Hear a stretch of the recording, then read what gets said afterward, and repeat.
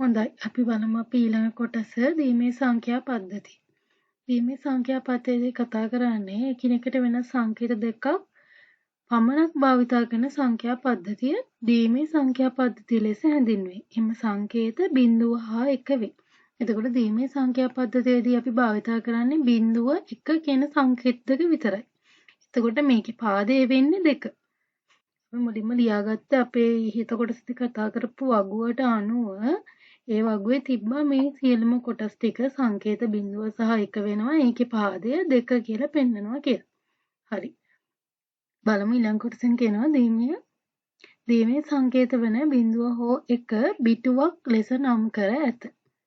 එතකොට මේ බිඳුව සහ 1 කියන එක බිටුවක් කියලා තමයි නම් කරන්නේ. බිට් එකක් කියලා තමයි කියන්නේ. එතකොට බලන්න ඒක හැදිලා තියෙන්නේ කොහොමද කියලා.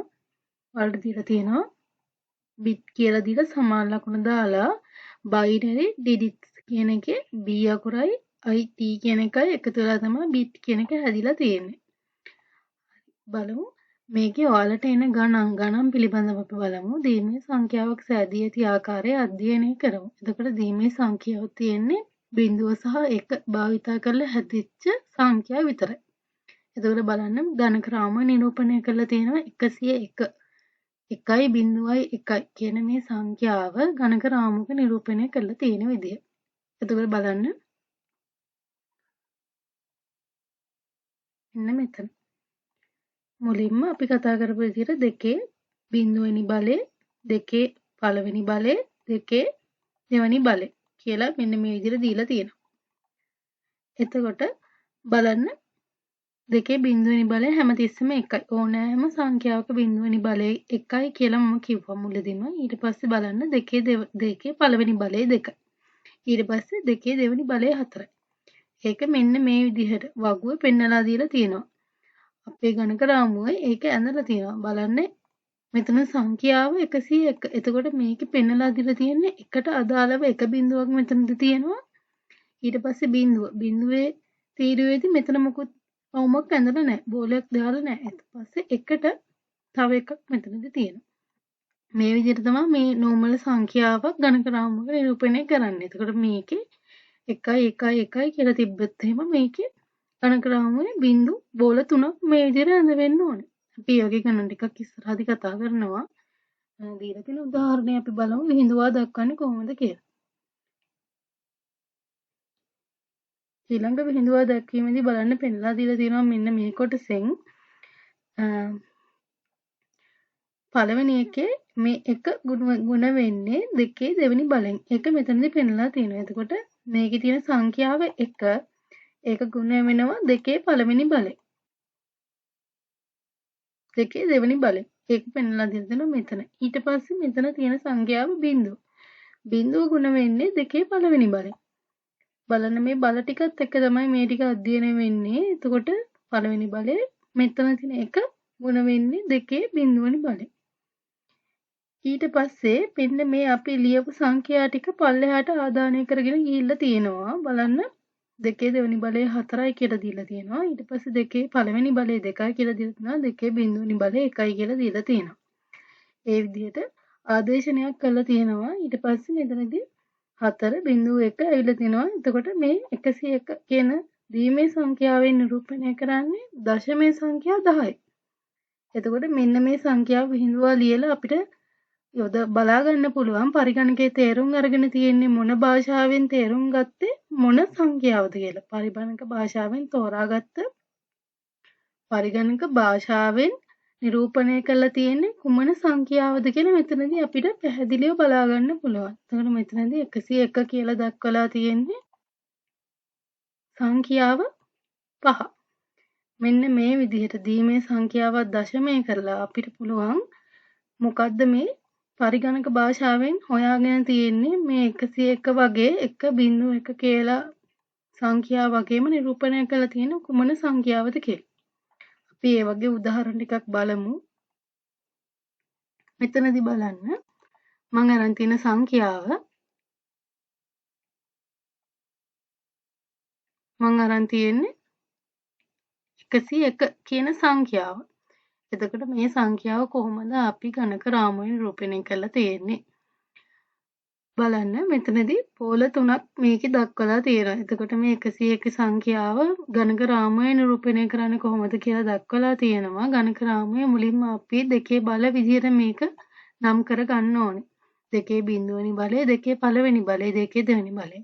මෙතන සංඛ්‍යා 3ක් තියෙනවා. ඒ තුනට අදාළව 1, 2, 3 එකේ ඒවා 3ක් තියෙන්නේ. ඒ තුන මෙතන දක්වලා තියෙනවා. ඊට පස්සේ මේක අපි කොහොමද විහිඳුවා දක්වන්නේ? විහිඳුවා දැක්වීම මෙතනින් පෙන්නලා දීලා තියෙනවා බලන්න. මෙතනදී 1 ගුණ වෙලා තියෙන්නේ දෙකේ බල දෙකේ. ඒක පැහැදිලි ඇති කියලා හිතනවා මම. ඊට පස්සේ මෙතනදී 1 කියන සංඛ්‍යාව ගුණ වෙලා තියෙන්නේ දෙකේ බල එකේ. ඊට පස්සේ ඊළඟ එක. ඒක කොහොමද ගුණ වෙලා තියෙන්නේ දෙකේ බල බිඳුවේ. එතකොට මේ තියෙන සංඛ්‍යාව තමයි මේ බල වලින් ගුණ වෙන්නේ.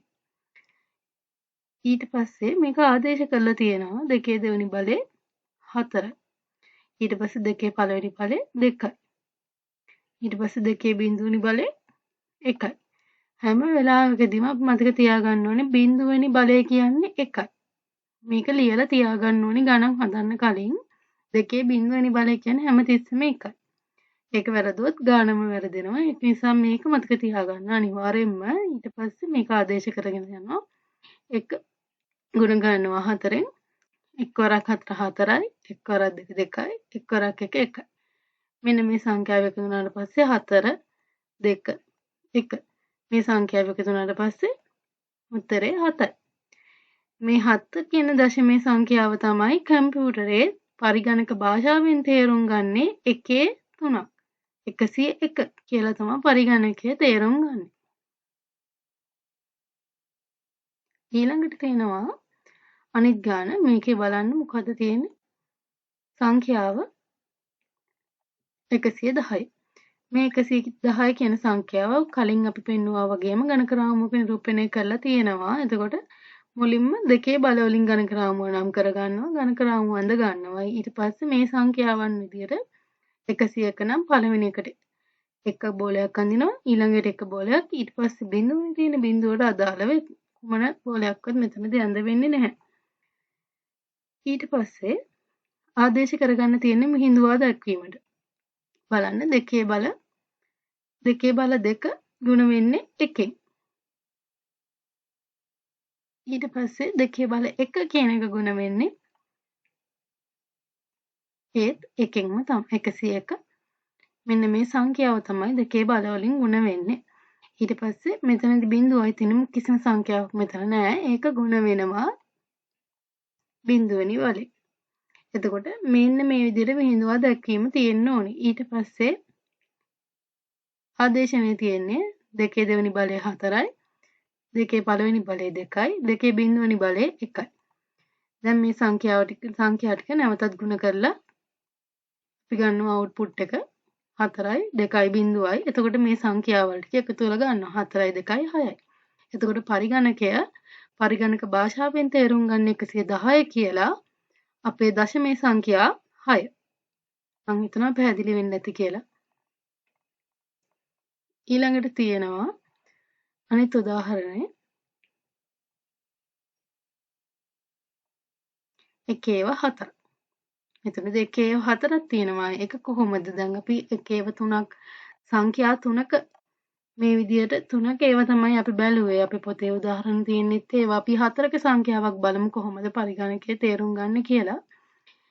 හරි. මුලින්ම ගණක රාමුව ඇඳගෙන අපේ දෙකේ බලවලට ලියා ගන්න ඕනේ. පළවෙනිනේ දෙකේ බිඳුවෙනි බලය, දෙකේ පළවෙනි බලය, දෙකේ දෙවෙනි බලය, දෙකේ තුන්වෙනි බලය කියලා. එතකොට දෙකේ තුන්වෙනි බලය කියන්නේ 8යි. දෙකේ දෙවෙනි බලය කියන්නේ 4යි. දෙකේ පළවෙනි බලය කියන්නේ 1යි. දෙකේ බිඳුවෙනි බලය කියන්නේ 1යි. එතකොට බලන්න මේ ටික පැහැදිලි ඇති. ගණක රාමුවේ මම අඳගෙන තියෙන විදිය. ඊට පස්සේ මේ සංඛ්‍යාවල තියෙන්නේ එකේව 4ක්. එතකොට මේ බෝල වැටෙන්න ඕනේ මේ සංඛ්‍යාවට අදාළව බෝල 4. හරි. ඊළඟට බලන්න මේ කොටසදී කලින් වගේම ආදේශනේ තියෙන්නේ මුලින්ම එකක් තියෙන්නේ 1 වැඩි වෙනවා දෙකේ බල 3. ඊට පස්සේ 2 බල 2න් 2 බල 1න් 2 බල බිඳුවෙන් කිව්ව විදිහටම ඒ ආදේශනය මේ විදිහට ගුණ කරලා අපි ගන්නවා. ඊට පස්සේ 1 වැඩි කරනවා 8න් 8යි 1 වැඩි කරනවා 4න් 4යි 1 වැඩි කරනවා 2 2න් 2යි ඊට පස්සේ 1 වැඩි කිරීම 1 1යි. ඊට පස්සේ මේ සංඛ්‍යා ටික එකතු කරාට පස්සේ අපිට එනවා උත්තරේ 15 විදිහට. එතකොට පරිගණකයේ තේරුම් ගන්න 1/4කින් දශමයේ සංඛ්‍යා 15.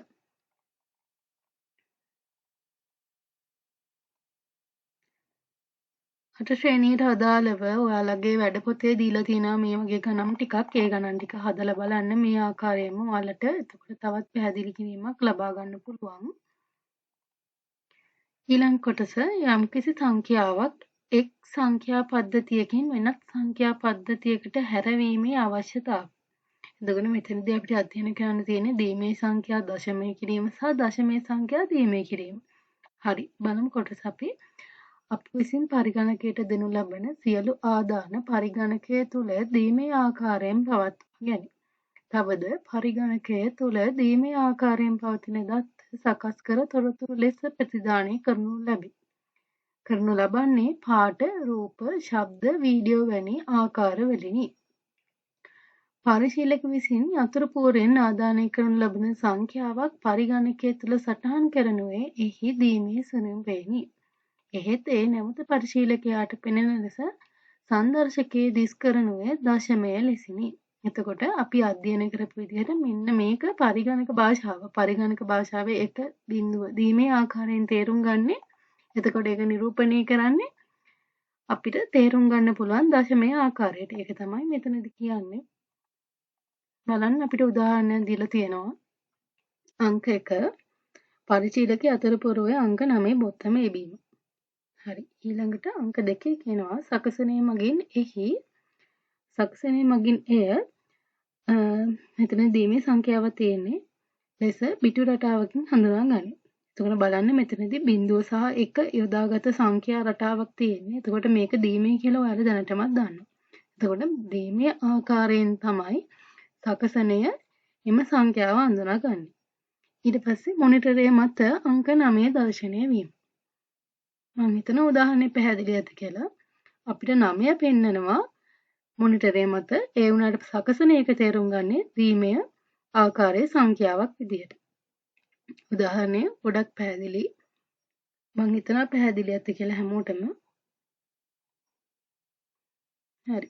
එබැවින් යම්කිසි සංඛ්‍යාවක් එක් සංඛ්‍යා පද්ධතියක සිට වෙනත් සංඛ්‍යා පද්ධතියකට හැරවීම අපට වැදගත් වේ. හරි. ඊළඟ කොටස තමයි ඔයාලට වැදගත්ම කොටස. ඒ කොටසදී අධ්‍යයනය කරන්නේ දශමයේ සංඛ්‍යා දීමය සංඛ්‍යා බවට හැරවීම. හරි බලමු දශමයේ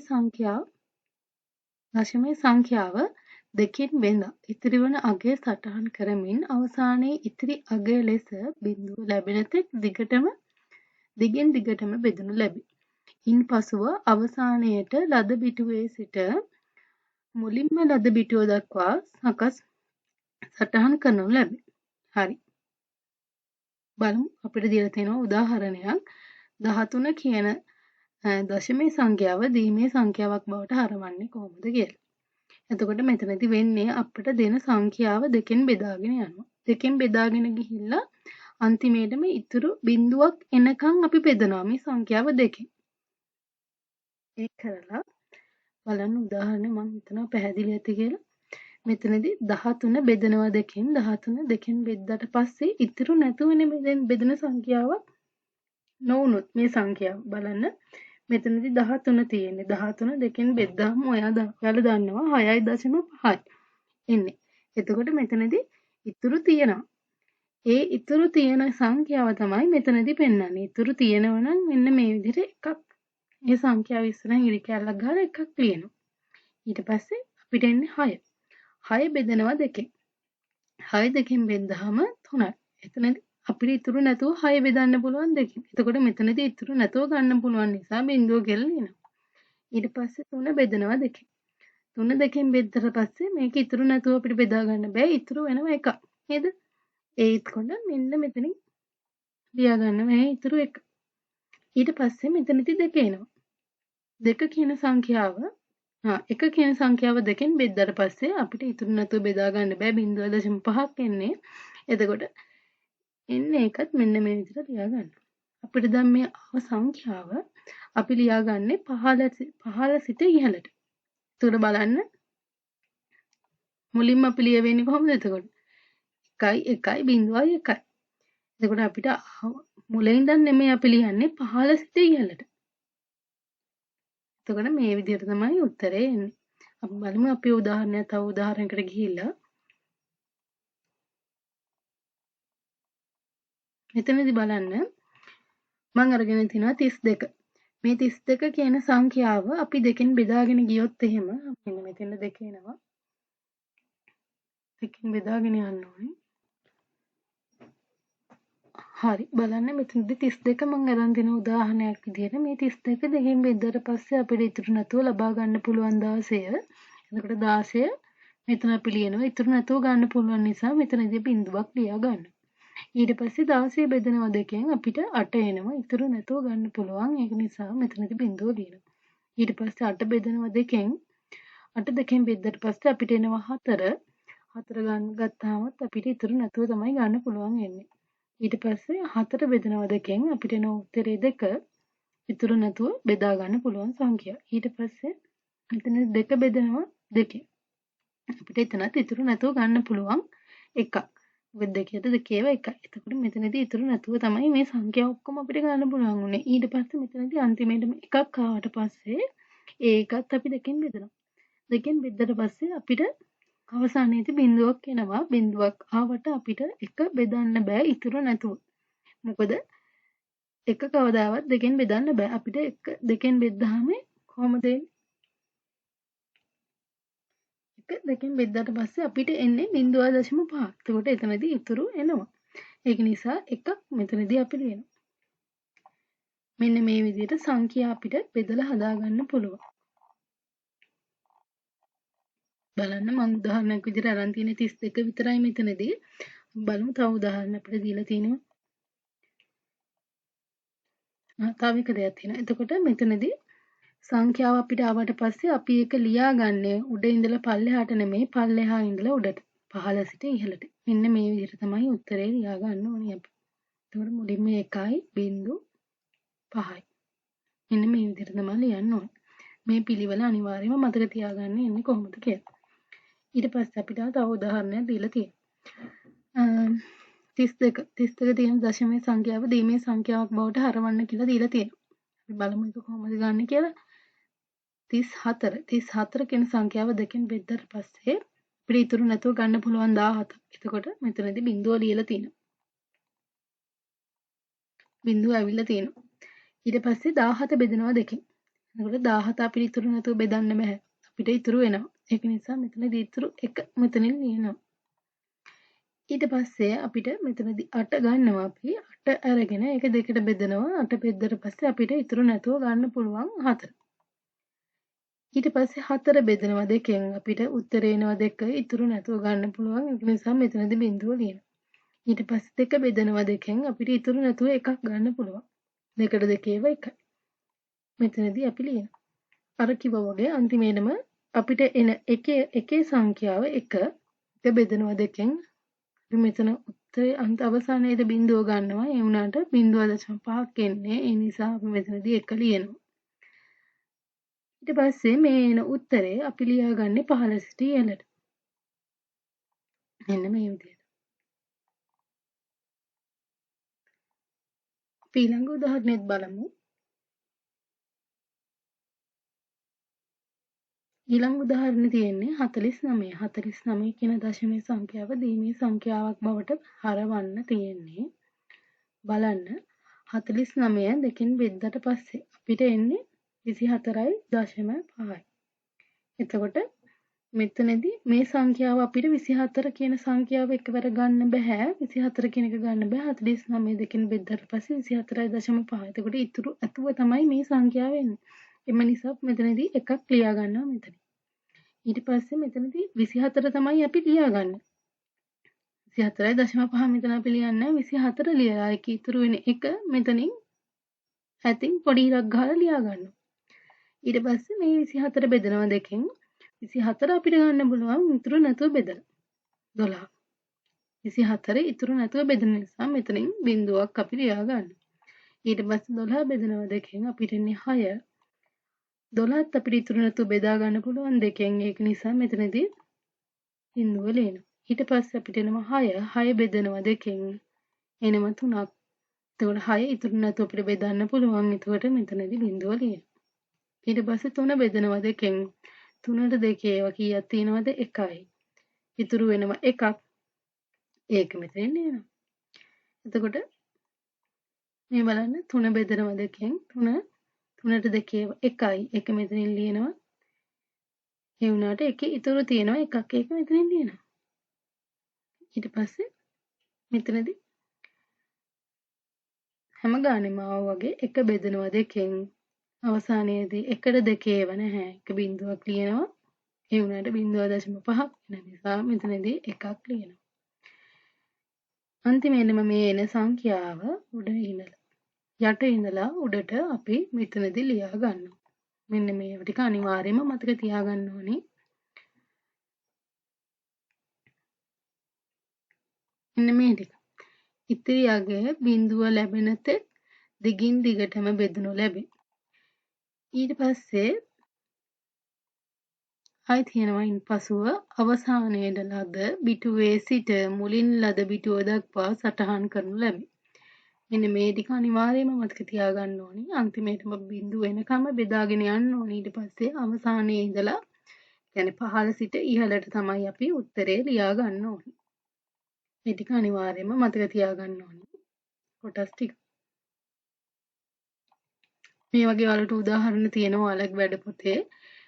සංඛ්‍යා 100ට අඩු සංඛ්‍යා කියන්නේ 60 90 ගණන් තියෙනවා 60 ගණන් තියෙනවා 70 ගණන් තියෙනවා මෙන්න මේ වගේ ගණන් තියෙනවා බෙදාගෙන යන්න දෙකෙන් බෙදන්න තියෙන්නේ මේ සංඛ්‍යා ටික බෙදලා මෙන්න මේ විදිහට උත්තර ටික අරගෙන බලන්න ඊළඟට තියෙන්නේ ඔයාලගේ අවසාන කොටසේ තියෙන්නේ දීමේ සංඛ්‍යා දශමයේ සංඛ්‍යා බවට හැරවීම හරි කොහොමද මේ දීමේ සංඛ්‍යා දශමයේ සංඛ්‍යාවට හරවන්නේ හරි අපි බලමු උදාහරණයක් එක්කම හරි දැන් අපිට ආවනේ 32 ඉස්සෙල්ලා බෙදලා බලනකොට 32 අපි මේ විදිහට සංඛ්‍යාව බෙදලා මෙන්න මේ සංඛ්‍යාව අපි ලබා ගත්තා මෙන්න මේ සංඛ්‍යාව අපි ගත්තා මේ සංඛ්‍යාව ගත්තට පස්සේ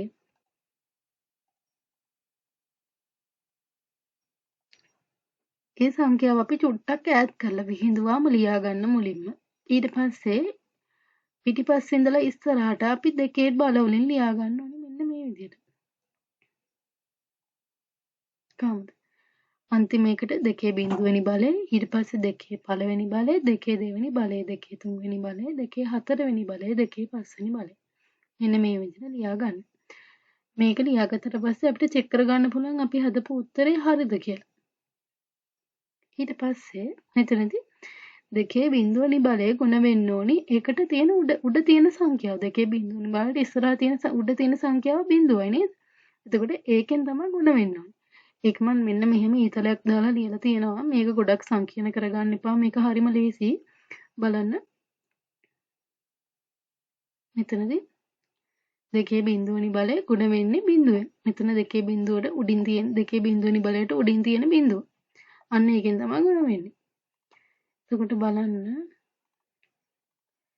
ඊළඟ එක. ඊට පස්සේ දෙකේ පළවෙනි බලයේ උඩ තියෙන සංඛ්‍යාව කීයද? බිංදුව නේද? එතකොට බිංදුවෙන් තමයි මේ සංඛ්‍යාව ගුණ වෙන්නේ. එන්න මේ විදිහට. ඊට පස්සේ මේක ගුණ කරලා උත්තරෙත් ගන්න ඕනි.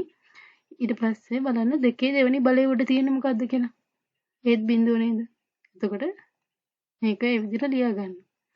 එතකොට මෙතන මල්ටිපල් සයින් එක මෙතන තියෙන්නේ ගුණ කිරීමේ මාක් එක තමයි මෙතන තියෙන්නේ තරුවක් වගේ. ඊට පස්සේ දෙකේ තුන්වෙනි බලය උඩ තියෙන බිංදුව ඒකෙන් තමයි ගුණ වෙන්නේ. මෙන්න මේ විදිහට. ඊට පස්සේ දෙකේ හතරවෙනි බලයේ උඩ තියෙනවා බිංදුව. ඒකෙන් තමයි ඒක ගුණ වෙන්නේ. පස්සේ දෙකේ පස්වෙනි බලයේ උඩ තියෙනවා අන්න එකක් අපිට ඇවිල්ලා තියෙනවා. ඒකෙන් තමයි ගුණ වෙන්නේ. පැහැදිලිද?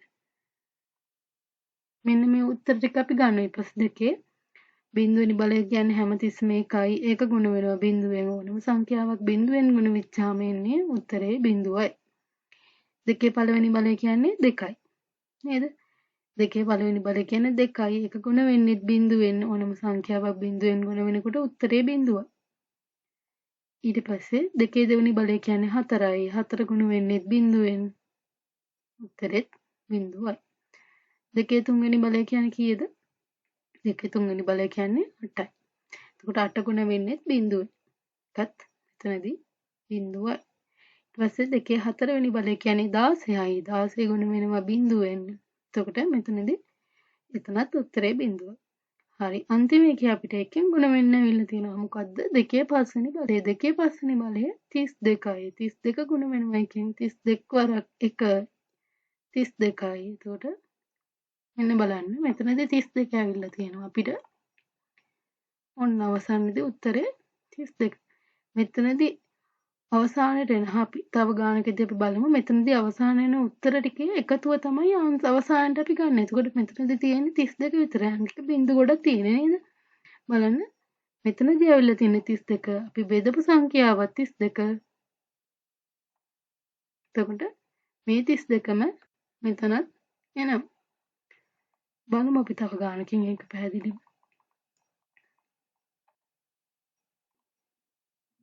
හරි. මෙතනදී මම අරගෙන තියෙනවා නිකන් එකේව 6ක්. මෙතනදී මම දෙකේ බල තියෙන වගුවත් ඔයාලට දීලා තියෙනවා. මෙන්න මේ වගුවත් ඔයාලට වැදගත්. මේක කටපාඩම් කරලා හරි මතකේ හරි තියාගන්න. ඉතින් ඉතාල වැදගත් ඔයාලට ඉස්සරහට වැඩ කරගෙන යනකොට මෙතනදී අරගෙන තියෙනවා එකේව 6ක්. මුලින්ම මේ සංඛ්‍යාව විහිදුවා ලියාගෙන ඒක යටින් දෙකේ බල ටික ලියා ගන්න. මෙන්න මේ විදිහට. දෙකේ බල බිඳුව මුලින්ම දෙකේ බල බිඳුව අමතක කරන්න එපා. දෙකේ බල බිඳුව අනිවාර්යයෙන්ම ලියවෙන්න ඕනේ. දෙකේ බල බිඳුව ඊට පස්සේ දෙකේ බල 1 දෙකේ බල 2 දෙකේ බල 3 දෙකේ බල 4 දෙකේ බල 5 මෙන්න මේ විදිහට ලියා ගන්න. ලියාගත්තට පස්සේ මේ සංඛ්‍යාවත් එක්ක මෙන්න මෙහෙම ඊතලෙ මම ගහලා තියෙනවා. ඔයාලට පහසු විදිහට ඒක ගන්න. මෙහෙම බැයි නම් ඔයාලට මාවෙනික රටාවකට මේකේ සංඛ්‍යාව ටික ගන්න තියෙන්නේ. මේක ඉතා පහසුයි. එතකොට බලන්න දෙකේ බිඳුවනි බලය ඒකට උඩින් තියෙන සංඛ්‍යාවත් එක්ක ගුණ වෙන්න ඕනේ. දෙකේ බිඳුවනි බලය ගුණ වෙන්නේ 1ෙන්. එතකොට බලන්න මේ දෙකේ බිඳුවනි බලය ගුණ වෙනවා 1ෙන්. ඒ විදිහට දෙකේ පළවෙනි බලය ගුණ වෙනවා 1ෙන්. ඊට පස්සේ දෙකේ දෙවෙනි බලය ගුණ වෙනවා 1ෙන්. ඊට පස්සේ දෙකේ තුන්වෙනි බලය ගුණ වෙනවා 1ෙන්. මෙන්න මේ එයා යට තියෙන සංඛ්‍යාව ගුණ වෙනවා ඒකට උඩින් තියෙන සංඛ්‍යාවත් එක්ක. දෙකේ හතරවෙනි බලය ගුණ වෙනවා 1ෙන්. දෙකේ පස්වෙනි බලය ගුණ වෙනවා 1ෙන්. හරි. මෙහෙම ගුණ වුණාට පස්සේ අනිවාර්යෙන් අපිට උත්තර ටිකක් එනවා. බලන්න දෙකේ බිඳුවෙනි බලය කියන්නේ හැමතිස්සෙම 1යි. 1 වරක් 1 1යි. ඊට පස්සේ දෙකේ පළවෙනි බලය කියන්නේ 2යි. මෙන්න මෙතන තියෙනවා. එතකොට දෙකේ පළවෙනි බලය කියන්නේ 2යි. 2 වැඩි වෙනවා 1ෙන්. දෙවරක් 1 2යි. ඊට පස්සේ දෙකේ දෙවෙනි බලය කියන්නේ 4යි. 4 වැඩි වෙනවා 1ෙන්. 4 වරක් 1 4යි. ඊට පස්සේ දෙකේ තුන්වෙනි බලය කියන්නේ 8යි. 8 8 වරක් 1 8යි. ඊට පස්සේ දෙකේ හතරවෙනි බලය කියන්නේ 16යි. ඉතින් ඒක කොහොමද? 16 වැඩි වෙනවා 16 වරක් 1 16. ඊට පස්සේ දෙකේ පස්වෙනි බලය 32යි. 32 වරක් 1 32යි. හරි. දැන් මේ සංඛ්‍යා ටික මෙන්න මේ විදිහට උඩ ඉඳන් පල්ලෙහාට එකතු කරලා මෙතනදී අවසානට ගන්න ඕනේ එකතුව. හොඳයි. අවසානයේට ගන්න ඕනේ එකතුව. බලන්න. 1යි 2යි 4යි 8යි 16යි 32යි. මෙන්න මේ අවසන් දෙන සංඛ්‍යා ටික එකතු කරලා ගත්තට පස්සේ අපිට එනවා සංඛ්‍යා 63. එතකොට 63 හරි අපි බලමු 63 කොහොමද ආවේ කියලා හරියට.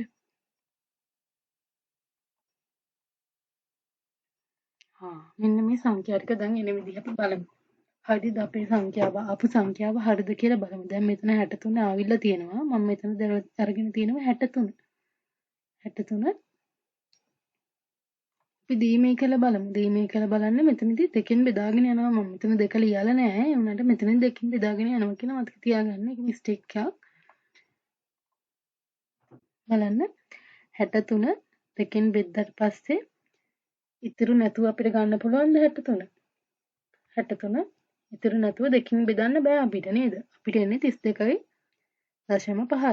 31.5. එතකොට අපි මෙතන 31 ලියලා ඉතුරු වෙන නිසා මෙතනදී එකක් ලියා ගන්නවා ඉතුරු එකයි කියලා.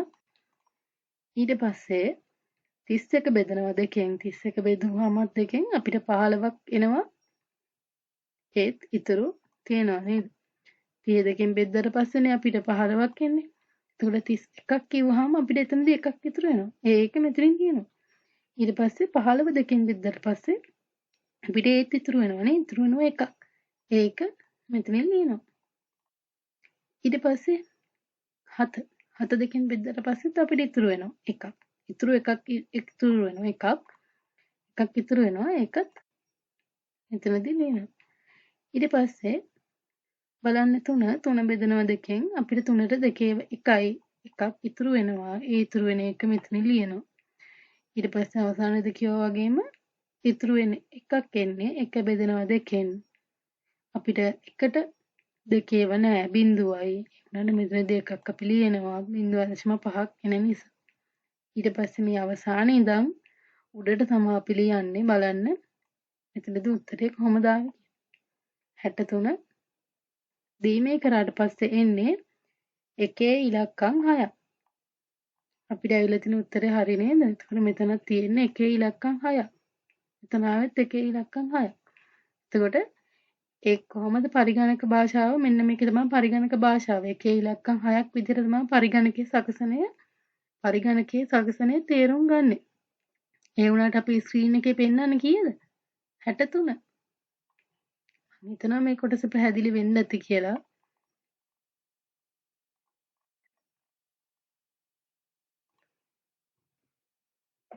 හරි. මම ඔයාලට කියලා දුන්න පහසු ක්‍රමයක්. ඒ වගේම බලමු අපිට කොහොමද අපි පොතේ අපිට කියලා දීලා තියෙන්නේ කියලා. පොතේ මේ විදිහටම සංඛ්‍යාව චුට්ටක් විහිදුවා ලියා ගන්නවා. ලියාගෙන ඉවර වෙලා දෙකේ බල මෙතනදී උඩින් ලියාගෙන තියෙන්නේ. අපි ලියාගත්තේ පහලින්. එතකොට මෙතනදී උඩින් ලියාගෙන තියෙනවා. ඒකම මෙතනදී බලන්න දෙකේ හතරවෙනි බලය ගුණ වෙන්නේ එකෙන්. මේක ලියලා තියෙන්නේ මෙහෙම. ඊට පස්සේ දෙකේ තුන්වෙනි බලය ගුණ වෙන්නේ බිඳුවේ. ඒක මෙහෙම ලියලා තියෙනවා. ඊට පස්සේ දෙකේ දෙවෙනි බලය ගුණ වෙන්නේ එකෙන්. මේ විදිහට ලියලා තියෙනවා. ඊට පස්සේ දෙකේ පළවෙනි බලය ගුණ වෙන්නේ එකත් එකෙන්. ඒකත් මෙහෙම ලියලා තියෙනවා. ඒකල දෙකේ බිඳුවෙනි බලය ගුණ වෙනවා නැවතත් එකෙන්. ඊට පස්සේ මේ ආදේශනය කළා තියෙනවා යටි. බලමු දෙකේ හතරවෙනි බලය කියන්නේ 16යි. ඒක එක් වරක් 16 කියලා මෙන්න මේ විදිහට ලියලා තියෙනවා. ඊට පස්සේ දෙකේ තුන්වෙනි බලය කියන්නේ 8යි. ඒකත් බිඳුව 8ෙන් වැඩි කරලා ලියලා තියෙනවා. ඊට පස්සේ මෙතනදී දෙකේ දෙවෙනි බලය කියන්නේ 4යි. 4 ගුණ කරලා තියෙනවා මෙන්න මේ විදිහට එකෙන්. ඊට පස්සේ දෙකේ පළවෙනි බලය කියන්නේ 2යි. ඒක ගුණ කරලා තියෙනවා එකෙන්. ඒක ඇවිල්ලා තියෙනවා මේ විදිහට. ඊට පස්සේ දෙකේ බිඳුවෙනි බලය කියන්නේ 1යි. හැමතිස්සෙම 1යි ඒක අමතක කරන්න එපා. ඊට පස්සේ එක වරක් 1 කියලා ලියලා තියෙනවා. එකල මේ සංඛ්‍යා ටික එකතු කරලා එකතුව අරගෙන තියෙනවා. එතකොට පරිගණකයේ තේරුම් ගන්න පරිගණක භාෂාවෙන් මෙන්න මේ විදිහට දීමේ ආකාරයෙන් තේරුම් ගන්න තියෙන සංඛ්‍යාව 23 හැටියට අපි දශමයේ සංඛ්‍යාවට හරවගෙන තියෙනවා. මේ ක්‍රම දෙකම පහසුයි. දෙකම මතක තියාගන්න ලේසි. මේ ක්‍රම දෙකෙන් එක ගණන් හදන විදිහට ඇප්ලයි කරලා හදාගන්න. ක්‍රම දෙකෙන් එක.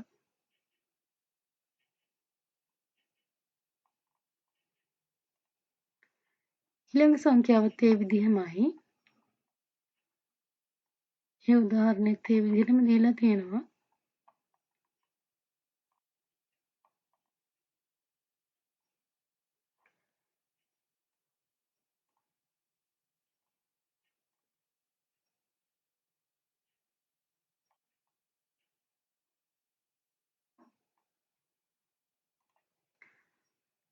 මේ වගේම ඔයාලා මේ වගේ එන සංඛ්‍යා වලින් අපිට එනවනේ 49ට මෙන්න මේ විදිහේ සංඛ්‍යාවක්.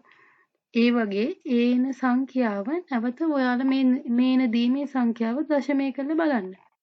මෙන්න මේ ආකාරයට ලියලා දශමය කරලා බලන්න. දීමේ ඕනම සංඛ්‍යාවක් අරගෙන අපි භාවිතා කරන දශමයේ සංඛ්‍යා ටික අරගෙන ඒ සංඛ්‍යාවත් දෙකෙන් බෙදලා අපිට එන උත්තරේ තියෙනවානේ. ඒ උත්තරේ මේ විදිහට හදලා බලන්න. එතකොට මේ උත්තරේ මේනවනම් අවසානයේදී වලට ආව උත්තරේ අපි බෙදන්න ගත්ත සංඛ්‍යාවේ උත්තරේ මේනවනම් ඔයාලා ගාන හදලා තියෙනවා හරි. දෙකෙන් බෙදාගෙන තියෙන ක්‍රියාවලිය හරියට කරලා තියෙනවා.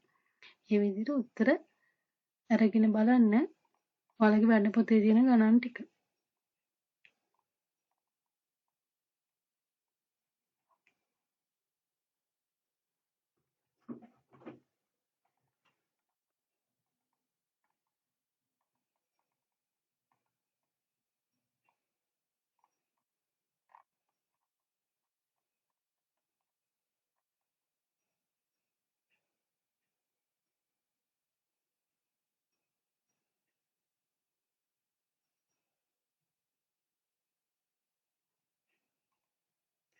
ඊළඟ කොටස තියෙන්නේ පරිගණකය බිඳුව සහ එක භාවිතයෙන් දත්ත නිරූපණය කිරීම. මේ කොටස තියෙන තියරි කොටස. එතකොට බලන්න පරිගණකය on හෝ off යන අවස්ථාවලින් සමන්විත විද්‍යුත් සංඥා භාවිතා කරයි. on අවස්ථාවේදී එක මගින්ද off අවස්ථාවේදී බිඳුව මගින්ද. ඊළඟ කොටසින් කතා කරන්නේ පරිගණකය බිඳුව සහ එක භාවිතයෙන් දත්ත නිරූපණය කිරීම. පරිගණකය on හෝ off යන අවස්ථාවලින් සමන්විත විද්‍යුත් සංඥා භාවිතා කරයි. on අවස්ථාව එක මගින්ද off අවස්ථාව බිඳුව මගින්ද නිරූපණය කරේ. ඒ අනුව පරිගණකය දත්ත නිරූපණය කරන්නේ බිඳුව හා එකෙහි අනුක්‍රමයක් බිටු රටාවක් ආකාරයෙනි. එතකොට බලන්න මේ රූප සටහන් දීලා තියෙනවා ස්විච් එකක් on off කරන විදිය. on එකෙන් මොකද්ද? on අවස්ථාවේදී එක off අවස්ථාවේදී බිඳුව.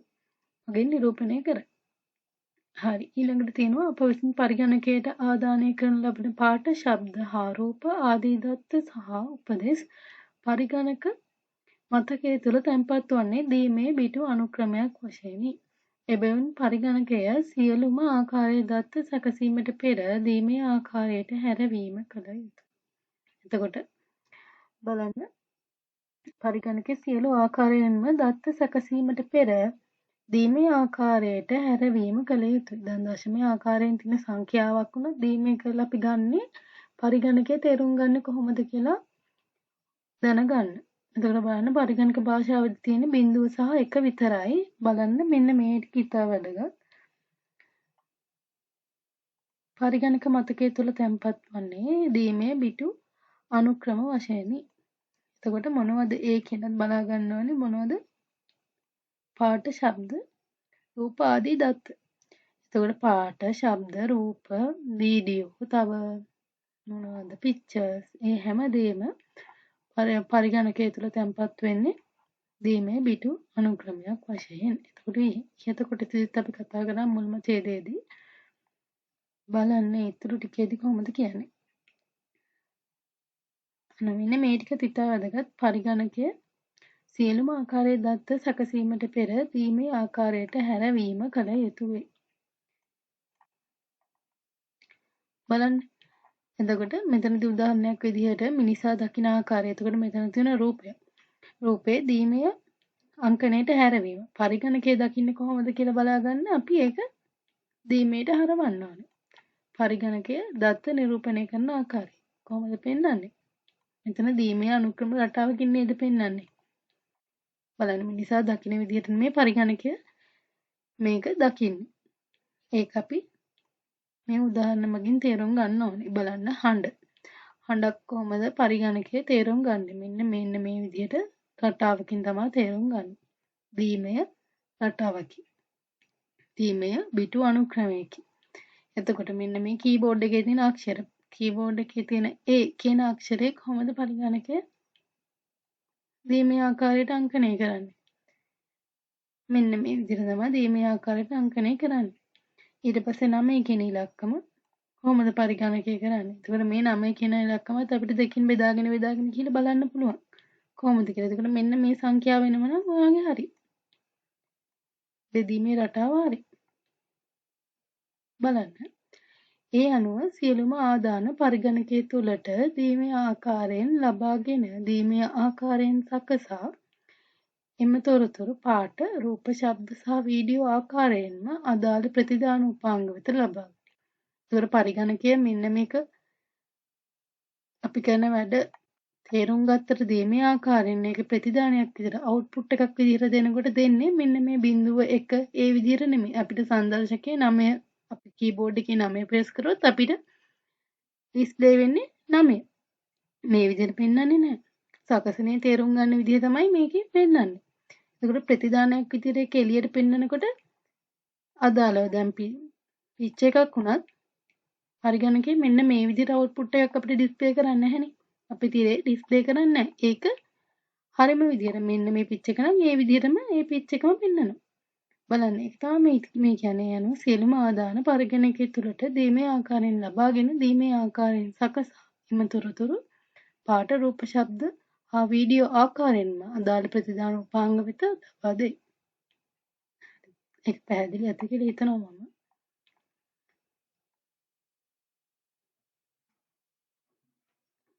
බලන්න මේ කොටසින් කියන්නේ මොකක්ද කියලා. ආදාන විදිහට තියෙනවා පාඨ, රූප, ශබ්ද ආදී දත්. එතකොට එතට සැකසීම කරන්නේ කොහොමද? පරිගණකයේ ක්‍රියාවලියේදී තියෙන්නේ ආදාන, සැකසීම, ප්‍රතිදාන. input, process, output. ඒක තමයි මෙතන තියෙන්නේ. මොනවද ආදානය කරන්නේ? මොනවද input කරනවා මෙතනදී පාඨ, ශබ්ද, රූප, ඒ වගේ දත්ත ටික.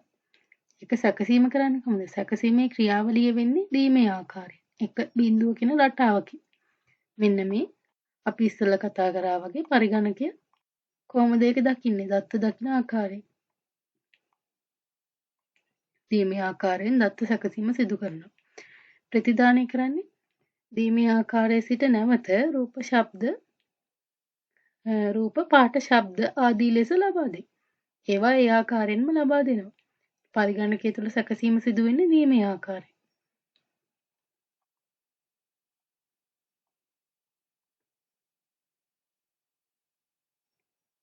බලන්න ඊළඟ කොටසේ තියෙනවා පරිගණකය තුළ සියලු කාර්යයන් බිඳුව ඕෆ් හා 1 ඔන් යන අවස්ථා දෙක අනුසාරයෙන් ක්‍රියාත්මක වේ.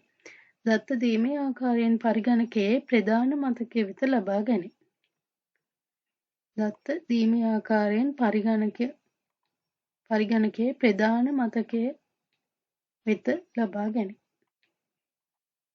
ඉන් අනතුරුව එම දීමේ බිටු රටාව සකසනය වෙත යවා එය හඳුනාගෙන සැකසීමෙන් පසු නැවත මතකය වෙත යොමු කෙරේ. ඒතකොට පරිගණකය ඇතුළේදී වෙන process එක තමයි මෙතනදී කියන්නේ. බලන්න ඉන් අනතුරුව දීමේ බිටු රටාව සකසනය වෙත යවා එය හඳුනාගෙන සැකසීමෙන් පසු නැවත මතකය වෙත යොමු කෙරේ. ඉන් පසුව අදාළ ප්‍රතිදාන උපාංගය වෙත යොමු කෙරේ. එතකොට දැන් අපිට පිච් එකක් බලන්න ඕන නම් ඒ පිච් එක මුලින්ම පරිගණකය කොහොමද කියන්නේ? දීමේ ආකාරයෙන් පරිගණකයේ ප්‍රධාන මතකය වෙත ලබා ගන්න. මුලින්ම ප්‍රධාන මතකයේ වෙත ඒක පිච් එකක් විදිහට ගන්නවා. ඊට පස්සේ තමයි කරන්නේ දීමේ බිටු රටාවක් විදිහට සකසනය වෙත යනවා. සැකසීම සිදු කරගන්න ඒක මුලින්ම යනවා සකසනයට. සකසනයට ගිහිල්ලා ඒක දීමේ ආකාරයට සකසගෙන අන්තිමේදම අපිට ඩිස්ප්ලේ කරනවා අපිට බලන්න ඕනේ පිච් එක හෝ වීඩියෝ එක. ඒ වගේම තමයි හඬපටයක් උන. හඬපටයත් මුලින්ම ලබාගෙන ඒක ප්‍රධාන මතකය වෙත යොමු කරනවා. ඊට පස්සේ සකසනයට යොමු කරනවා. සකසනයේදී ඒක දීමේ බිටු රටාවක් විදිහට සකසලා අවසානයේදී ස්පීකර් එකෙන් හරි වගේ මයික්‍රොෆෝන් එකෙන් හරි සින්දුවක් හරි ඒ දේ ප්‍රතිදානයක් විදිහට එළියට යන්නේ බිටු රටාවක් හැටියට නෙමෙයි. ඒක සින්දුවක් හෝ වොයිස් එකක් විදිහට එළියට යනවා. ඒ කොටස පැහැදිලි ඇති කියලා මම හිතනවා. ඊට පස්සේ මොකක්ද තියෙන්නේ? ඉන් පසුව අදාළ ප්‍රතිදාන උපාංගය වෙත යොමු කරනවා. ඒ අනුව පරිගණකයේ සියලු ආදාන ආදාන සැකසුම් සහ ප්‍රතිදාන කාර්යයන්ට අදාළ දීමේ ආකාරයේ පවතින දත් පරිගණකයේ සංරචකවලට ගලා යන ආකාරය රූපය මගින් දැක්වේ. කොහොමද පෙන්වන්නේ? බලන්න මේ රූප සටහන පැහැදිලිද කියලා. මුලින්ම ප්‍රධාන මතකයේ තියෙනවා. හරි මුලින්ම තියෙනවා පළවෙනි එකේ පෙන්නනවා රූප ආරෝප පාට දැන් යතුරු පුරන පාටක් ටයිප් කරන්නේ ටෙක්ස්ට් එකක් ටයිප් කරන්නේ. අන්න ඒ වගේ ටෙක්ස්ට් එකකුයි පිච් එකකුයි දෙකක් මුලින්ම ඉන්පුට් කරනවා. ඊට පස්සේ දෙවෙනි පියවරේදී මොකද වෙන්නේ? ප්‍රධාන මතකය. ඊට පස්සේ සුද්ධ සකසනය මයික්‍රෝප්‍රොසෙසර්. මේ දෙක අතරදී දීමේ ආකාරයට කොහොමද සැකසීම සිදු වෙන්නේ? දීමේ බිටු අනුක්‍රමයක් විදිහට එතනදී සැකසීම සිදු වෙනවා. ඊට පස්සේ සැකසීම සිදු වෙලා අවුට්පුට් එක එන්නේ කොහොමද? අවුට්පුට් එක සංදර්ශකයෙන් පිච් එකක් විදිහට පෙන්නනවා. ටයිප් කරනවා නම් ඒක වචනයක් හෝ වාක්‍යයක් පැරග්‍රාෆ් එකක් ඒ විදිහට පෙන්නනවා. එතකොට මෙන්න මේ ක්‍රියාවලිය මතක තියාගන්න මුලින්ම මෙතනදී රූප පාට ඒ විදිහට පද්ධති එකකින් මගින් මෙන්න මේ විදිහට ඉතල ගහලා පෙන්නන මුලින්ම පරිගණකයට ඒක ඇතුල් කරනවා. ඊට පස්සේ දෙවෙනි පියවරේදී මොකද වෙන්නේ? බිටු අනුක්‍රමණයක් විදිහට. ඒ කියන්නේ දීමේ ආකාරයට සැකසීම සිදු වෙනවා ප්‍රධාන මතකය සහ ශුද්ධ සකසනය මයික්‍රෝප්‍රොසෙසරයේ ආධාරයෙන්. මේක පරිගණකයේ තේරුම් ගන්නවා. සැකසීම මේක ආදානය සැකසීම ප්‍රතිදානය. එතකොට අවසාන මෙතන සැකසීම සිදු වෙනවා දීමේ ආකාරයෙන්. මෙන්න මේක තමයි පෙන්වන්නේ මෙතනදී. දීමේ ආකාරයෙන් පෙන්වනවා. ඊට පස්සේ ඒක අවුට්පුට් වෙන්නේ කොහොමද? සංදර්ශකයේ අවශ්‍ය අපිට බලන්න පුළුවන් ප්‍රතිදානයක් විදිහට එනවා. මේක එක බිඳුව විදිහට පෙන්වන්නේ නෑනේ. රූපයක් ගත්තොත් ඒ රූපේ සැකසීම සිදු වෙන්නේ පරිගණකයේ ඇතුළත දීමේ ආකාරයෙන් වුණාට අපිට අවුට්පුට් එක එනවා හරියට රූපයක් විදිහට. පරිගණකය ඇතුළතදී වෙන ක්‍රියාවලිය. පරිගණක භාෂාව දීමේ භාෂාව එන්නේ ඒක. මෙතනදී මේ උදාහරණයෙන් පැහැදිලි කරලා දීලා තියෙනවා බලන්න පරිගණක පද්ධතිය තුළ දීමේ දත්ත හුවමාරු වීම. මෙන්න මේ process එක මතක තියාගන්න.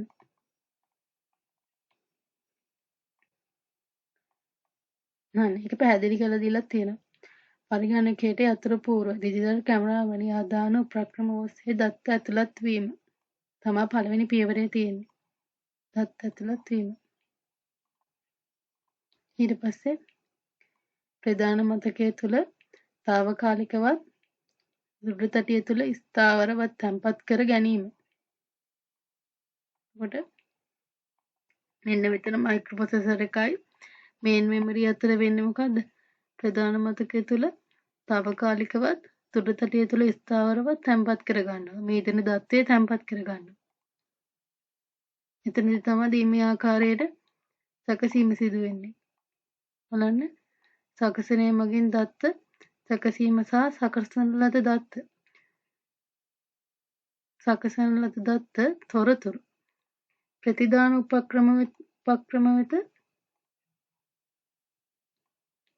ප්‍රතිදාන උපක්‍රම වෙත යැවීම යන කාර්යයන් සියල්ල එක බිඳුව යන අවස්ථා දෙක ඇසුරෙන් සිදු කරනවා. ඒ කියන්නේ එක බිඳුව කියන්නේ බයිනරි දීමේ ආකාරයෙන් සිදු කරනවා. එතකොට මෙන්න මේ උදාහරණය තාමත් පැහැදිලි. ඊට පස්සේ සාරාංශයද කියලා දීලා තියෙනවා. අපි පාඩමේ මුලින් ඉඳන් කතා කරපු සේරම ටික. එතකොට බලන්න ගණන් හදපු විදිය. මම ඔයාලට උදාහරණ පෙන්නපු විදිය. මෙන්න මේ කෙටි ක්‍රමයෙන් හදන විදිය.